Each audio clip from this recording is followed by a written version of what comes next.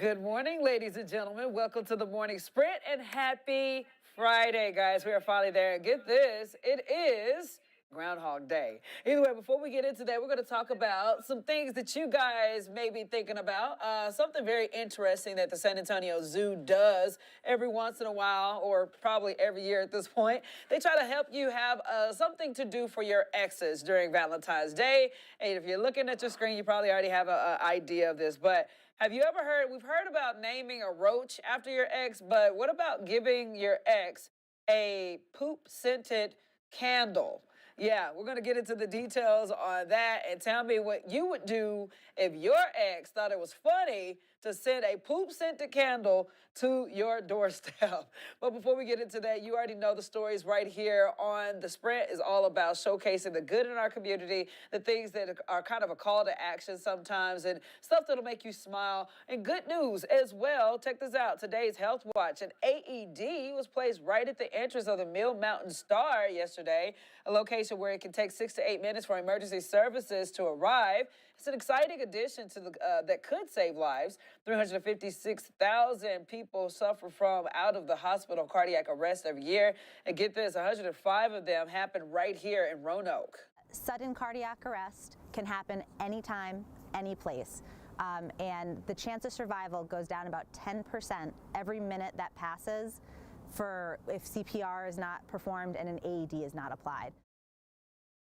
The AED is easy to use with step-by-step instructions. We're told the device will only deliver a shock if it detects an abnormal heartbeat. Super cool right there. And again, we all have heard, we've seen the unfortunate situations where people, especially young individuals, just up and have some type of cardiac arrest. Well, it's important that we have these kind of resources at our fingertips because you never know what could happen, when it could happen, and what kind of resources that you need right then and there. So yeah, shout out to Mill Mountain Star doing a thing right there. Moving on, man. Okay, so we all know how we used to share Netflix accounts and all that good stuff. I have like this whole package deal set up with my friends. Like I share Hulu with certain people, I share Amazon with certain people, so we kind of balance it out that way. But unfortunately, Hulu is jumping on the Netflix train where they're trying to force you to have your own individual Hulu account.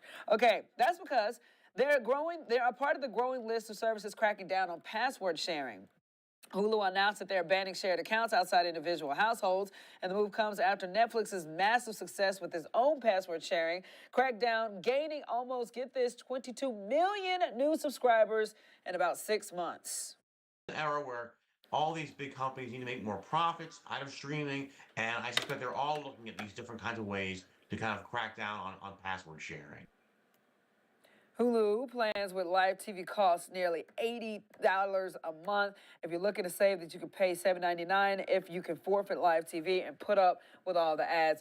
I mean, I guess, again, we all complained a lot about Netflix at first. Like I was not on board with the whole Netflix thing, but me being the actual owner, the main household of my Netflix account, and everybody else that was joining on them had to go off of it. It didn't make a difference for me, but I do know it could make a difference for other people. And then especially when you have to pay for it, So now I know I share my Hulu account or a Hulu account with my best friend.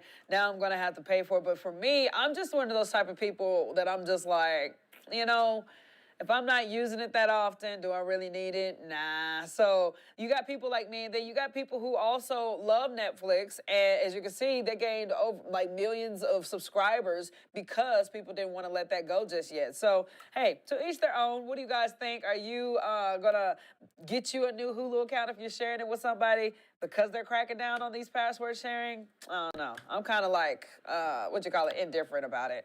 All right, moving on, man. Happening this weekend, Special Olympics athletes will have the chance to play in the Virginia Tech's Castle Coliseum, says the region's basketball tournament this Sunday at 9. Anyone is welcome to come out and show support. Players can sign up in advance online or just show up and join a team. Virginia Tech's head men's basketball coach will be there along with dozens of Hokie athletes. Roanoke College is hosting another tournament on February the 11th. We have a link to sign up for either of those locations on the WSLS.com. And speaking of different kind of competitions and athletic thingies, check this out. Adam Ward Classic is back today. Once again, the boys and girls basketball tournament will take place over today and tomorrow. The Adam Ward Classic has contributed over $90,000 to Adam Ward Scholarship Fund.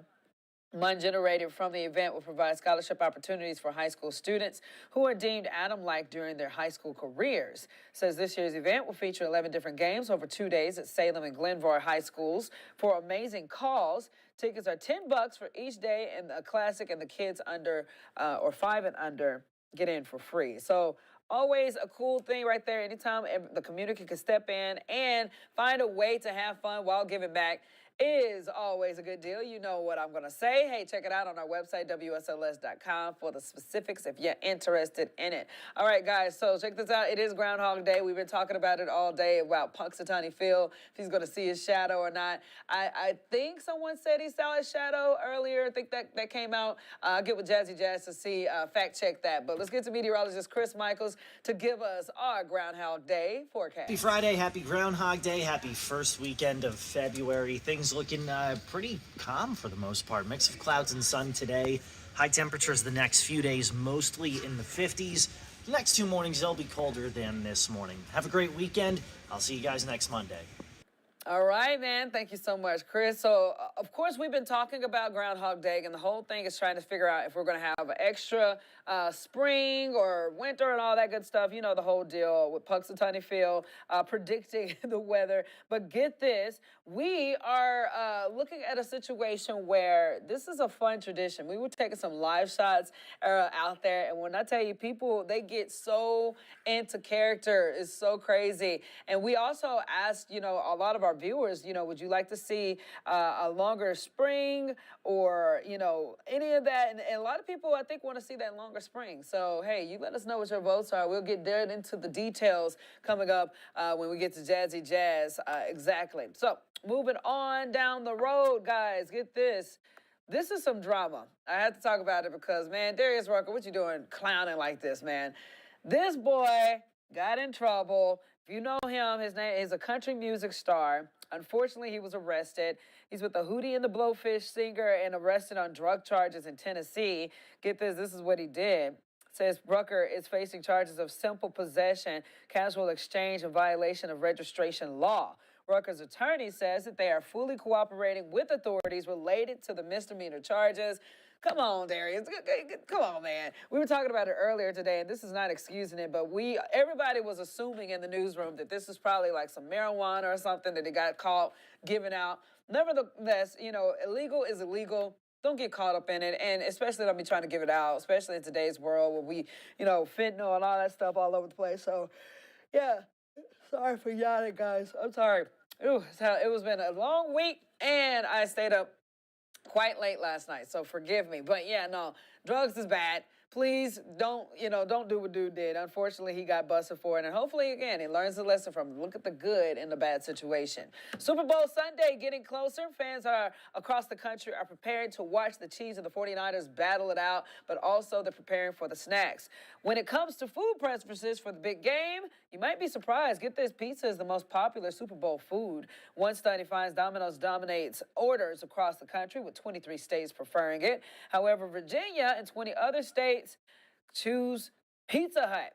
Beer still reigns supreme for Super Bowl watchers. However, the popularity of liquor is increasing. Over the last 8 years, beer searches are down almost 20%, and liquor searches are up by 30%. So, yeah, there you go. I am a type of person that, you know, Super Bowl Sunday is like a celebration kind of thing. So when I'm with my family, we eat like steak dinners and stuff like that. Or Dad will pull up, you know, fix up some ribs or something. Wings, when I'm by myself, I do pick wings more than anything. Wings and pizza. I am not that big of a beer drinker, but I will crack open a beer just to do it if I had to. But I will say that it's interesting that the liquor interest is going up, because I'm more of a mixed drink kind of person, or wine. That is also another option. So this year, I don't know what I'm going to do. We'll check it out. We'll see how I'm feeling. See if I'm feeling carbonation, intrigue, or do I just want a simple mixed drink? But I might definitely get some pizza, though. And don't cuss me out, Chris, but I might end up getting Pizza Hut. If they make the pizza right, it tastes good, okay? I'm going to throw that out there. Sal's and all the other places out there that can make some legit pizza. This ain't a comparison. We look at that as fast food pizza, salads and stuff. Y'all are some actually the legit real deal. But I think when everybody is gathered around the Super Bowl table, we just want some quick, trashy food. So, yeah, we'll see what happens with that. Okay, so we know Valentine's Day is coming up, and San Antonio always is coming in clutch. We're trying to give you something exciting to do for your ex. So if you're looking for an off-the-wall way to mark Valentine's Day, look no further than the San Antonio Zoo. For a $10 donation to the zoo, you can symbolically name a roach after your ex, and it will get fed to one of the zoo animals. Or you can name a rat after your ex for $25. So call it the Crimea Cockroach Fundraiser. Participate. All you have to do is submit your ex's name online before Valentine's Day. In addition, the zoo is selling poop-scented candles. Again, this was something that I'm just like, no ma'am, no ma'am, no ma'am. And it says that the zoo says that the $15 candle really captures their hippo Timothy's signature scent. Ain't no way in the world, man. Like I said, I don't care how angry you are at somebody. Don't be giving no turd. That's basically a turd that's gonna be lit on fire. That's something that is just not sanitary. So yeah, if that's something that you're interested in doing, it's understandable why you're an ex of some sort. And then I also, just the thought of this, it's cute, it's fun, it's a way to raise money, but it's also kind of petty. You know, I'm gonna name a roach after my ex and feed it to somebody. You know, just, I don't know. I have different views on that. Then again, I've never been an ex. I've never had an ex, and I've never been hurt by somebody to where I would go the extent of doing this. So I'm not going to sit there and pass judgment. I am not passing judgment whatsoever for people who want to do this. And for people who want to get the little turd candle, go ahead and do your thing. If you got to do that, you know, shake it like a salt shaker. If it makes you feel better, more power to you. But I personally wouldn't do it because, like I say, I always live my life by the thought process of if somebody, you know, if I don't want it to happen, I'm not going to make it happen to somebody else. So yeah, that's where we're at. Let's get to Jazzy Jazz and see where she's at with this. Hold on just a second. Something has happened real funky with our system. Let me get it. Boom. There we go. There we go. Okay, so let me get this situated. Sorry, guys. Jazz, are you with us? Good morning. Happy Friday. Hey, girl, how you doing? I'm doing good. How are you doing? I am good. I'm having to go old school with us real quick. I don't know what. Oh, you know what? We had Apatu yesterday, right? Oh, okay. Yeah, so the settings are different. It kind of messed it up a little bit to where I can't even see you on Skype. Oh, got you on Skype. Now I finally figured it out. Boom, got you, girl. How you doing? Happy Groundhog Day. Hey, we're working through it. Okay, so Jazz, did he see a shadow? I don't remember. Oh, he did not see his little shadows. Oh! And according to Phil's groundhog, we're gonna see we're gonna see our early spring. So. Oh, okay. Well, there we go. Huh? I said he has spoken. I love it. So, Jazz, tell me about this whole candle thing. Would you come on now? Is that not petty? It's hilarious, but I personally wouldn't do it. I have no bad feelings for none of my exes, so that's. And I'm not blaming people who do it. Like, it's hilarious, and if you want to do it, that's how you want to handle things. And more power to you, but it's not for me. Hey. It's kind of petty, and I don't have any hard feelings for anyone that I've dated, so. Oh. But it's funny though. I would do it as a joke. Yeah, the roach part or the candle? Both. I would do it as a joke, but not to be petty or mean.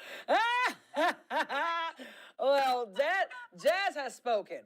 All right, Jazz, do we have any viewers or comments today? Let's see. We have a ton of viewers. We don't have any comments, but if you're watching us later on and catching up on the morning sprint, feel free to leave a comment on WSLS.com, Facebook, or YouTube. We would love to hear from you guys. Let us know if you would name your ex after a cockroach, or if you would get a poop-scented candle from him. Or if you're more like me and Jack, that's something that you don't, it's not your speed. So just let us know. All right, Jazz, have a good one. All right, cool. Bye. Bye. Man, guys, I swear I love Jazz. She's so funny. She keeps it real. She keeps it real solid. So Either way, guys, before we roll out and enjoy our weekend, I do want to say that, guys, you already know it's Black History Month. It's a month where we celebrate the heroes of our past that really paved the way for a lot of things to happen the way they're happening today. You name some of the big figures in our history, and again, because of them, we are able to do what we're doing today in a freer society, equality. Like, I just think it makes it a beautiful, it makes the reward of being an American even more beautiful, in my opinion.